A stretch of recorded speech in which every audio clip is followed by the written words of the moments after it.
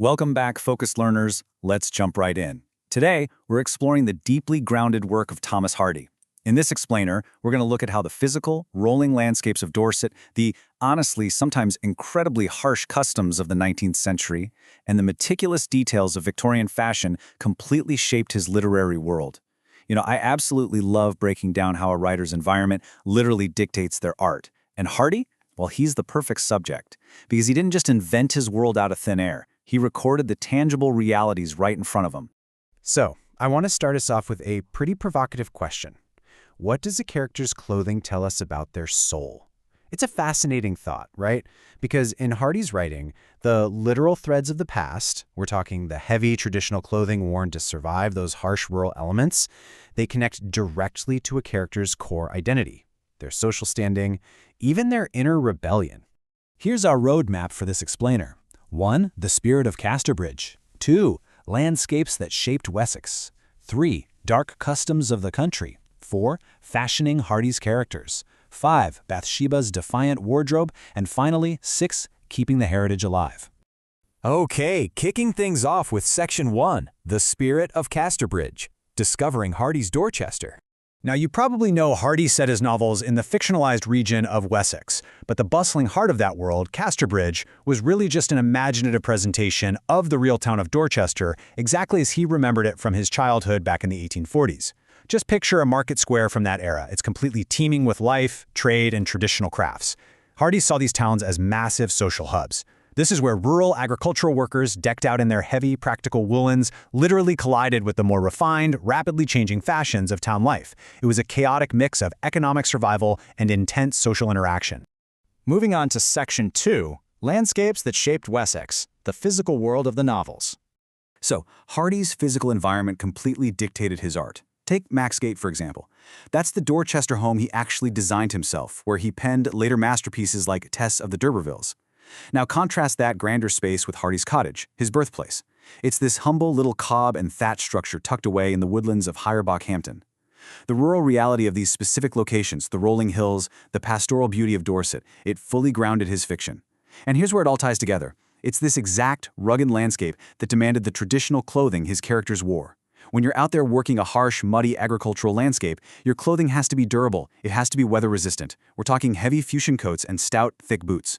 Which means anytime a character deviates from that practical dress, it's a huge, flashing neon sign. It's highly symbolic.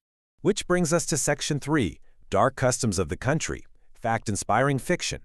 Now, Hardy wasn't just writing breezy, pastoral romances, right? He was holding a mirror up to some incredibly harsh historical truths. In his 1886 novel, The Mayor of Casterbridge, he wrote what is honestly a truly shocking, inciting incident. Imagine this. At a country fair at Weydon Priors, a young hay trusser named Michael Henchard gets completely drunk on rum-laced furmity. And right there, in front of a crowd, he literally auctions off his wife, Susan, and their baby daughter to a sailor for 5 guineas. 5 guineas! I mean, it sounds almost unimaginably cruel and bizarre to modern ears.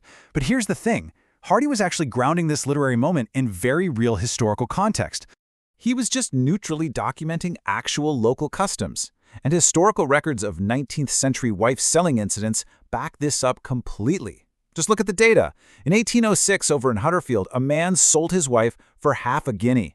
Fast forward to 1830 in Sheffield, a wife was sold for just 3 pence. 3 pence! And right in Hardy's own backyard down in Dorset, in 1849, a man sold his wife for £2.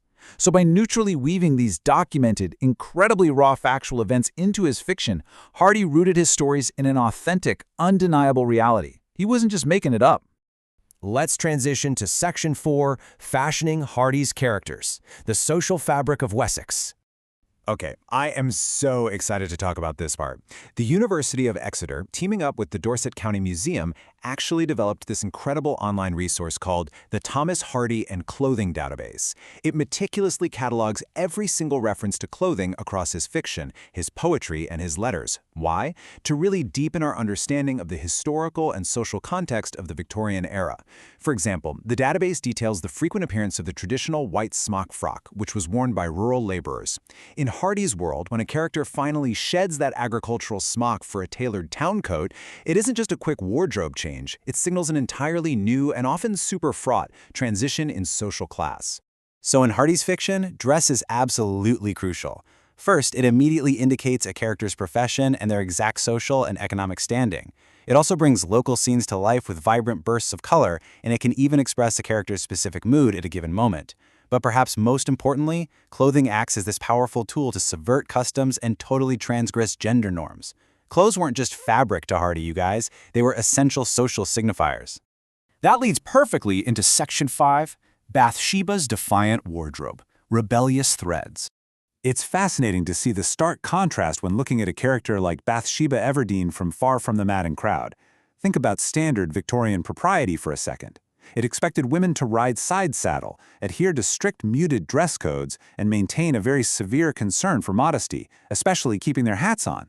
But in the opening scenes of the story, Bathsheba completely flouts all of that. She outright refuses to ride side saddle. She lets her hat just fly off into a hedge with total disregard for what's proper, and Hardy frequently associates her with the color red.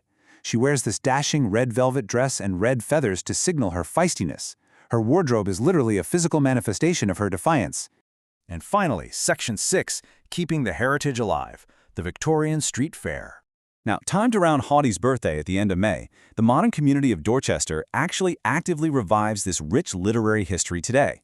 The town literally closes its streets to traffic, and visitors and locals alike step back in time by dressing up in traditional Victorian costume. The whole day features a formal, mayor-led procession to lay a wreath at Hardy's statue.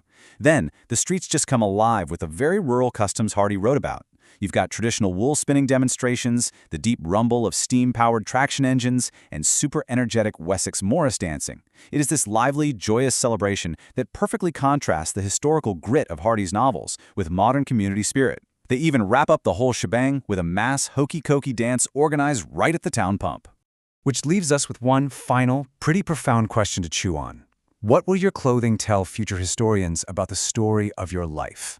As we've seen through Thomas Hardy's masterful observation, the fabrics we put on our backs, the customs we participate in, and the landscapes we inhabit all weave together to tell the truest story of who we are. Thank you so much for joining me in this Explainer Focus Learners. Keep exploring, keep analyzing, and I'll catch you next time.